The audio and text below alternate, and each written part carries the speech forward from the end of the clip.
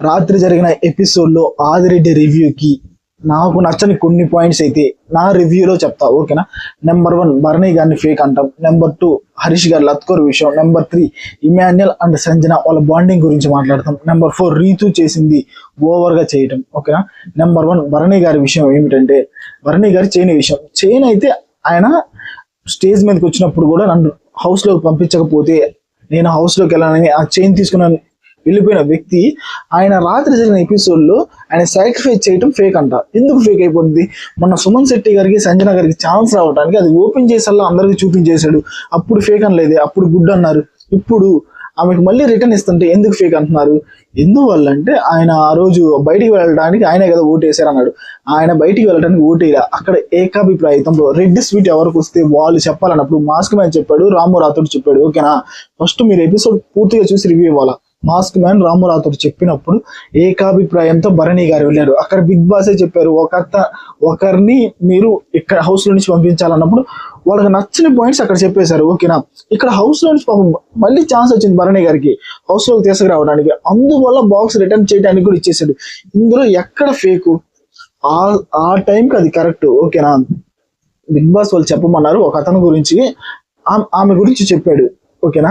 ఇక్కడ మీకు ఆయనకి ఛాన్స్ వచ్చింది, చేయాలనుకున్నాడు. లిటరల్లీ ఫేక్ అన్నప్పుడైతే నాకు మీరే ఫేక్ అనిపిస్తున్నారు, ఓకేనా. ఒకరోజు బాగా భజన చేస్తారు, ఒకరోజు ఏమీ లేనట్టు చెప్తారు, ఓకేనా. ఆయన ఏ సన్నివేశంలో ఎలా ఉండాలి, ఎక్కడ ఎలా బిహేవ్ చేయాలో తెలిసిన మనిషి అని నాకు అనిపించింది రాత్రి ఎపిసోడ్లో మాత్రమే. ఆ తర్వాత ఎపిసోడ్స్లో ఆయన తప్పు చేస్తే తప్పునే చెప్తా, ఓకేనా. రాత్రి ఎపిసోడ్లో భరణి గారిది ఎలాంటి తప్పు లేదు, ఓకేనా. ఇక్కడ సంజన గారిది ఇమాన్యుయల్ వాళ్ళిద్దరి బాండింగ్ గురించి మాట్లాడారు, ఓకేనా. ఇమాన్యుయల్ సంజన గారు వెళ్ళేటప్పుడు ఏడుస్తున్నారు, ఏడవలసిన అవసరం లేదు కదా అని. ఇప్పుడు వాళ్ళ అమ్మ కొడుకు రిలేషన్ వాళ్ళిద్దరిది. ఆమె వెళ్తుంది అన్నప్పుడు కొంచెం ఎమోషనల్ అవుతారు, ఓకేనా. అక్కడ సీక్రెట్ రూమ్ అని మనకి తెలుసు, వాళ్ళకి తెలుసు. ఒకవేళ కాదేమో, వాళ్ళ బాండింగ్ నిజమైన బాండింగ్ ఏమో, ఆ బాండింగ్ గురించి మాట్లాడారు, అది తప్పే, ఓకేనా. నెంబర్ 3 రీతు హెయిర్ కటింగ్ లో రీతు అంత సాక్రిఫైస్ చేస్తే పాపం తన హెయిర్ తీపించుకోవడానికి అసలు ఏమీ లేనట్టు 10 నిమిషాల నుంచి ముందు నుంచే యాక్టింగ్ చేస్తుంది రీతు. కళ్ళలో నుంచి నీళ్ళు రాలేదంట, ఎంత అసలు. అదే శ్రీజ, మళ్ళీ శ్రీజ గురించి ఎలా చెప్పాడు. శ్రీజ బట్టలు ఉన్నాయి కదా, బట్టలు మీరు ఇచ్చేస్తే సంజన గారు లోపలికి వస్తారంటే శ్రీజ నో అని చెప్పింది, ఓకే. ఆ నో అని చెప్పిన శ్రీజాన్ అయితే గన్ పాయింట్ చెప్పింది, నీట్గా చెప్పింది, తనకి ఇష్టం లేకపోయినా కానీ నో అని చెప్పేసింది అని చెప్పారు. ఇక్కడ రీతు లిటరలీ హెయిర్ కట్ చేయించుకుంటే అంత నీట్గా అయితే చెప్పలేదు, ఓకేనా. ఏదో చెప్పాలన్నట్టే చెప్పారు. యాక్టింగ్ చేసినప్పుడు అయితే రీతు గురించి నాకైతే అసలు నచ్చలేదు. నెంబర్ 4 మాస్క్ మ్యాన్ లత్కోర్ విషయంలో, ఓకేనా. మాస్క్ మ్యాన్ వర్సెస్ సంజన విషయంలో ఎంత కాదు, లత్కోరు అక్కడ వేరు, బట్ మాస్క్ మ్యాన్ సంజన విషయంలో లోపల ఉన్న ఆడియన్స్ కూడా సంజన, లోపల ఉన్న వాళ్ళు కంటెస్టెంట్స్ కూడా సంజన గారు ఏదైనా తప్పు చేస్తే తప్పని చెప్పట్లా. మాస్క్ మ్యాన్ చిన్న తప్పు చేసినా కానీ, ఓకేనా. లత్కోర్ అన్నట్టు బిగ్ బాస్ టీం వాళ్ళే మాస్క్ మ్యాన్ టార్గెట్ చేస్తున్నారని నాకు అనిపిస్తుంది, ఓకేనా.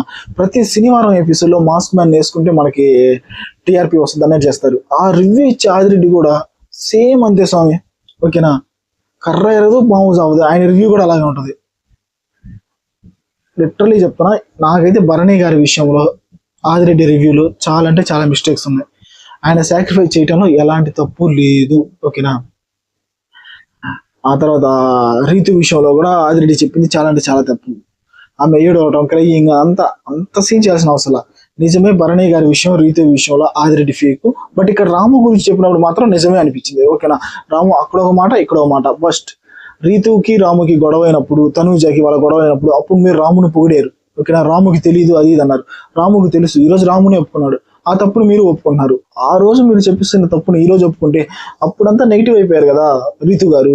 ఇప్పుడు మీరు తప్పని ఒప్పుకుంటే ఇప్పుడు నెగిటివ్ అయిన రీతు రైట్ అయిపోదు కదా, ఓకేనా. ఇలాంటి చాలా అంటే చాలా మిస్టేక్స్ ఉన్నాయి. ప్రతిరోజు మన రివ్యూలో వస్తూనే ఉంటాయి. గన్ పాయింట్స్ తప్పులే నేను చెప్తాను, ఓకేనా. ఆయన రైట్ చేసి మాత్రం రైట్ చేశాడు అనే చెప్తాను. ఇప్పుడు రామ విషయం తప్పును ఒప్పుకున్నాడు, ఇట్స్ గుడ్, ఓకే. మీరు ఏదైనా అనుకున్నా ఆదిరెడ్డి రివ్యూకి రివ్యూ ఇస్తే భజన చేస్తే ఆదిరెడ్డిని లేపాలని నేనేం రావట్లేదు, ఓకేనా. నాకు తప్పు అనిపిస్తే తప్పైన పాయింట్లే చెప్తా. కొంతమంది నిన్న ఒక సబ్స్క్రైబర్ కామెంట్ చేశాడు, ఆదిరెడ్డి టాప్ లో ఉన్నాడు కాబట్టి ఆయన రివ్యూకి రివ్యూ ఇస్తే నీ రివ్యూస్ ఎక్కువ వెళ్తాయి, నీకు ఎక్కువ సబ్స్క్రైబర్స్ వస్తారని. ఇప్పుడు ఆదిరెడ్డి కూడా ఇక్కడ స్టార్ మాలో పెద్ద బిగ్ బాస్ అనేది స్టార్ మాలో పెద్ద టెలికాస్ట్ అయిన షో, దాని గురించి రివ్యూ ఇస్తున్నాడు. అందుకని ఆదిరెడ్డికి రివ్యూ ఇవ్వద్దు, మీరు మంచి షో కదా దాని గురించి రివ్యూ ఇచ్చేది అని అంటారా? ఇప్పుడు ఆదిరెడ్డి రివ్యూ ఉంది, ఆదిరెడ్డి రివ్యూ కానీ మిగతా రివ్యూస్ గురించి కూడా వాళ్ళ గురించి కూడా రివ్యూ చేస్తా. వాళ్ళు ఏదైనా తప్పు చెప్తే తప్పనే చెప్తా, ఓకేనా? ఏ రివ్యూర్ ఏ తప్పు పాయింట్ చెప్పినా దానికి నా రివ్యూ అయితే ఉంటుంది, ఓకేనా? నాకు ఇక్కడ ఏది అనిపిస్తే అదే చెప్తా. ఇక్కడ నాకు తప్పు అనిపించింది ఆ తప్పనే చెప్తా, రైట్ అనిపించింది ఆ రైట్ అనే చెప్తా, ఓకేనా? భరణి గారిది అయితే ఎలాంటి మిస్టేక్ లేదు ఆ సాక్రిఫైస్ చేయడంలో. అక్కడ గ్రూప్ టీమ్ డిసిషన్స్ లో ఆయన పాయింట్ చెప్పాడు, అక్కడ ఏకాభిప్రాయంతో పోయారు. సంజన గారు వద్దు అనుకున్నారు, ఇక్కడ తనకు ఒక ఛాన్స్ వచ్చింది సంజన గారు రావడానికి, చైన్ తిరిగి ఇచ్చేసాడు, ఓకేనా? ఇందులో ఎలాంటి తప్పు లేదు. Please do like, share and subscribe మన బీబీ తెలుగు. భరణి గారిది ఎలాంటి తప్పు లేదు అనిపిస్తే ఒక లైక్ చేయండి. ఇలాంటి అప్డేట్స్, రివ్యూస్, మీకు అనాలిసిస్ కావాలంటే మన ఛానల్ ఖచ్చితంగా సబ్స్క్రైబ్ చేసుకోండి, మన బీబీ తెలుగు.